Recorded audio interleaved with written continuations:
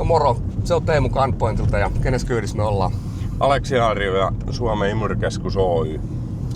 Joo, me ollaan Aleksin kanssa menossa katsoa, minkälainen projekti me saatiin aikaiseksi tuonne Gunpointille ja sitten tulee tässä lisää infoa, niin mennään tsiikaan. Jees, ja sitten ollaan saavuttu Gunpointille ja mennään katsoa, mitä tuohon ulkoseinälle ollaan asennettu. Mitä sä oot itse mieltä tästä asennuksesta tälleen nyt alkusilmäyksellä, että miltä se näyttää?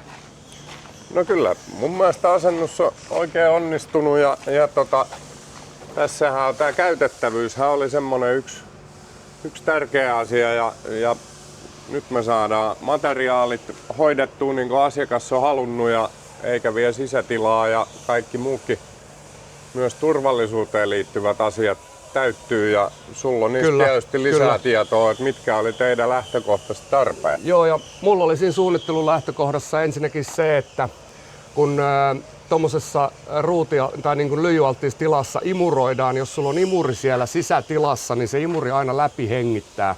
Niin tuodaan se imuri ulkoseinälle, niin silloin meillä on pelkkä alipaine tuolla, millä me imetään sitä materiaalia, niin se ei millään tavalla pölise sit siellä sisällä. Niin se oli yksi niin kuin iso kulma, että miksi tämä tuli ulkoseinälle. Joo, kyllä. Ja sitten toinen on tietysti se, että sieltä tulee aika paljon raskasta materiaalia, kun siellä projektiilit imetään tänne, niin niiden ulos kantaminen viikkotasolla niin on aika raskas työ ja nyt tällä hetkellä me ei tarvitse kantaa mitään ulos. Kaikki tulee siitä ja suoraan konttiin, että tämä on niin kuin erittäin käytettävä. Ja kyllä mä ainakin, mun mielestä tämä on ihan tosi hienon näköinen tässä seinällä, että ihan oiva kampe. Eikö tämä ole Suomessa tehty ihan kokonaan? Joo, kyllä. Eli me ollaan tuolla Pomarkus meidän tehtaalla valmistettu ja se on meidän suunnittelu ja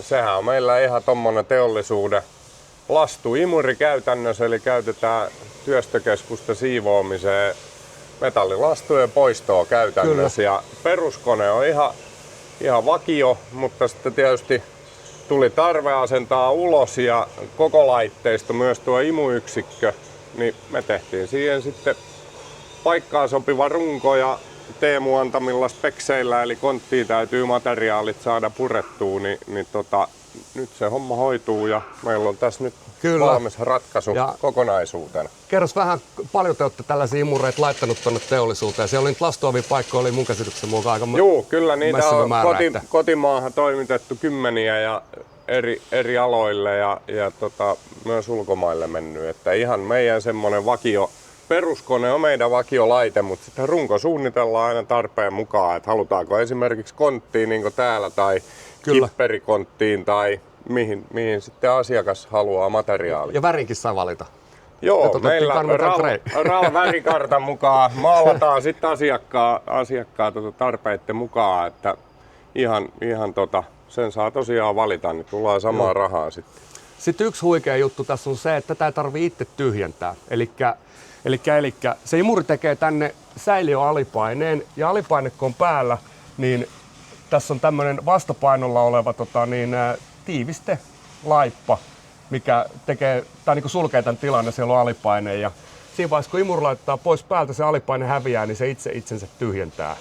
Kyllä, ja sitten jos imuroitavaa materiaalia on paljon ja sitä kertyy tänne riittävästi, niin silloin se materiaalipaino avaa sen ja se tyhjentää sieltä, se välityhjentää ja sitten se menee uudelleen kiinni. Eli tämä sitten mahdollistaa tommosen jatkuvan imuroinnin myös. Että joo, ja sä mainitsit, että kun nyt me imuroidaan lyijyä, tämä lyijy on tietysti niin raskasta ja aika haastava materiaali.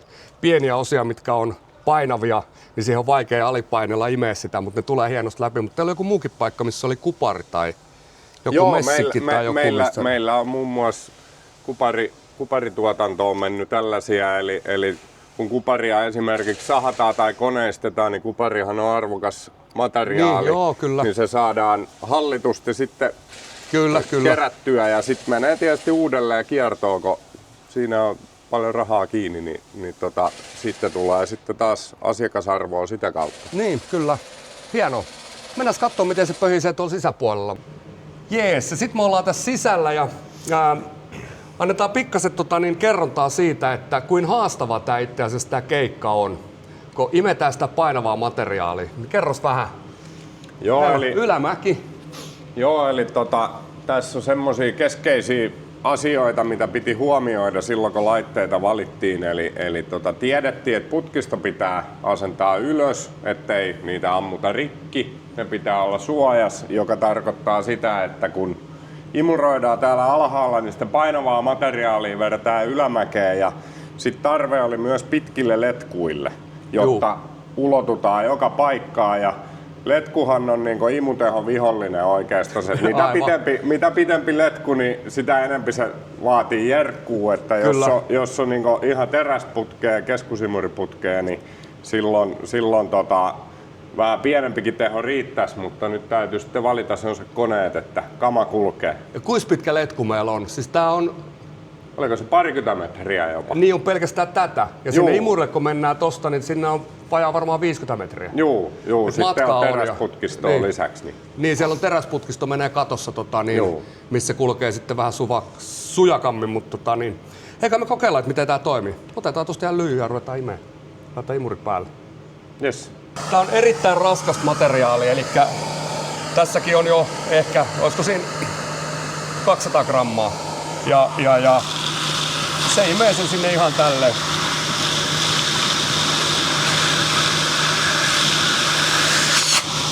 Ja täältäkin kun tätä ottaa, niin täältä pystyy ihan lähtee lasku, niin kun se olisi vähän kevyempääkin, vaikka ei oo. Ja se mikä tässä on ehdoton etu, niin pölyä ei tule. Ei tule minkäännäköistä pölyä, niin tää on täysin vaaratonta, kun alipaine on putkessa ja se imee kaiken, tiedätkö, niin jos siitä pölyä tulee, niin sinne putkee. Ja tästä on tullut meidän ratavalvojilta palautetta, että tää on ihan jäätävän hyvä. Siinä turvallisuus paranee ja sitten tää on tosi nopea.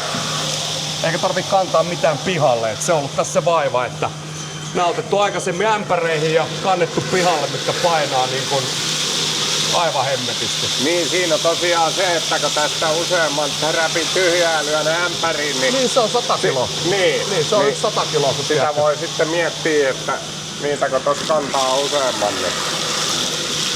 Ja toi oli sulta hyvä keksintö, toi kontti tonne alle, jolloin se saadaan kierrätykseen helposti ja tuodaan uusi kontti tilalle. Niin. Joo, siellä on Helsingin Laatumetalli käy hakemassa pois sen. Joo, ja se on velotukset on itse asiassa. Hyvä vinkki ampumaradoille. Että jos keräätte tän talteen tälleen, niin se ei maksa mitään, ne hakee pois sen. Kyllä. Ja kierrättävät oikein. Ja sit tää on myös helppoa, kun ainahan sitä varisee lattialle materiaalia. Joo. Ja tämmönen, kun täälläkin on vielä lattia on tietysti tilaan sopiva. Tää on vähän tämmönen niinku tahmea tai tämmönen, niin se on tosi vaikea siivota. Siellä on teräviä lastuja ja kaikkia, mutta imuroimalla, jos tuosta harjalla vetää, niin eihän se mihinkään irtoa. Joo.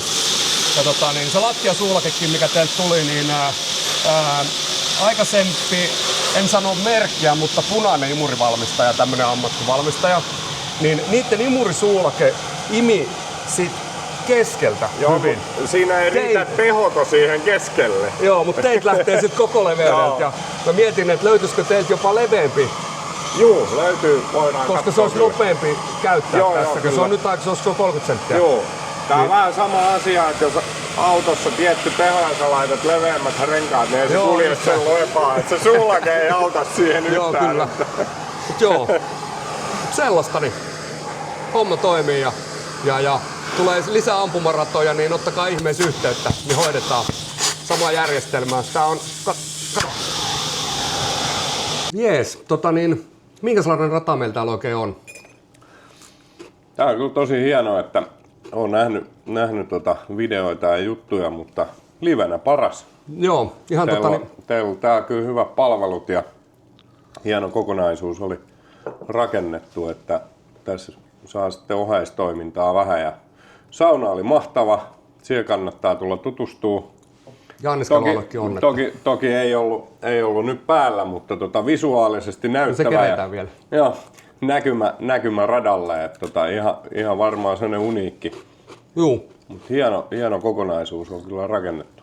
Joo, kiitos. Ja kyllä me on yritetty parhaamme tehdä ja kaikki ratkaisut, mitä tänne radalle on tehty, niin on omalla kokemuksella yrittänyt löytää sellaisia partnereita tähän mukaan, että se tukee myös kestävää kehitystä ja että saadaan laadukasta ja hyvää tuotetta ja käyttötarkoitukseen erittäin hyvin sopivaa, niin itse on ainakin tähän Imurikeskuksen ja Eurovakin järjestelmään erittäin tyytyväinen. Itse asiassa tyytyväisempi kuin se, mikä oli lähtökohta ajatuksena, että mitä saadaan. Ja jännitettiin oikeasti, kun laitettiin imuri päälle, että katsottiin nyt letkujen mittoja ja että miten mahtaa lähteä. Ja oli siinä pieni tuuletus, kun kamat kolis vaan pihalle. Niin kyllä. Keikka on toisin sanoen mennyt erittäin hyvin. Joo, kyllä. Ja yhteistyö on ollut kyllä sujuvaa ja helppoa silloin. Tosi helppo. On ollut mukavaa operoida ja tietysti tuossa vähän alkuun selviteltiin teknisiä vaatimuksia ja muita, mutta silloin se on helppoa, kun asiakkaalla on visio ja tietää mitä tehdään, niin sitten meillä jää vaan se ratkaisu ja toteutus, niin tämä on ollut ihan mukava keikka. Ja erittäin paljon kiitoksia, että tulet käymään ja kiitoksia. Tästä tämä homma jatkuu. Ja tulkaa katsoa ihmeessä, minkälainen Eurovac-imuri on. Joo, ja koko paikka täällä on kyllä hommat hiottu kuntoon, niin kannattaa tutustua. Joo, näin kuvin. Se on moro.